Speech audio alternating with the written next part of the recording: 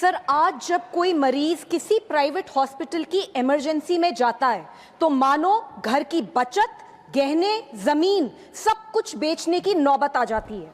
आप हॉस्पिटल के अंदर जाइए, बेड्स की कैटेगरी देखिए, डिलक्स, प्रीमियम, स्वीट, इनका रूम रेंट कई बार 5 स्टार होटल से भी ज्यादा होता है।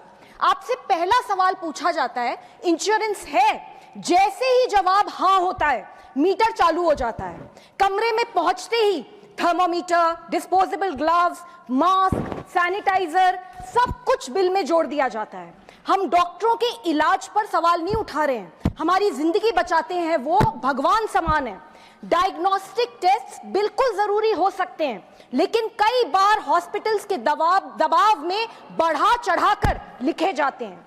जेनरिक की जगह महंगी ब्रांडेड मेडिसिन लिखी जाती हैं जो बाहर 15 to 20% डिस्काउंट पर मिलती हैं, लेकिन हॉस्पिटल में पूरी कीमत पर बेची जाती हैं।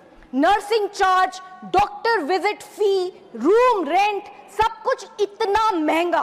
बिल ट्रांसपेरेंट नहीं होते, बल्कि उनमें हिडन चार्जेस और अनएक्सप्लेन्ड फीस होती हैं।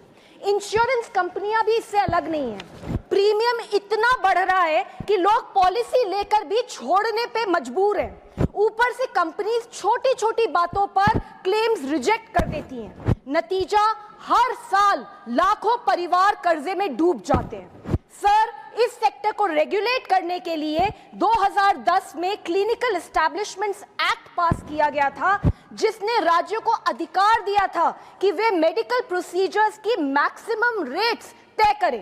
लेकिन आज भी सिर्फ 12 राज्यों ने इस कानून को अपनाया है। यहां तक कि देश की राजधानी दिल्ली ने भी ये कानून नहीं अपनाया। इसलिए सर, मेरी मांग है, नंबर 1, क्लिनिकल एस्टैब्लिशमेंट्स एक्ट को सभी राज्यों में मैंडेटरी बनाया जाए।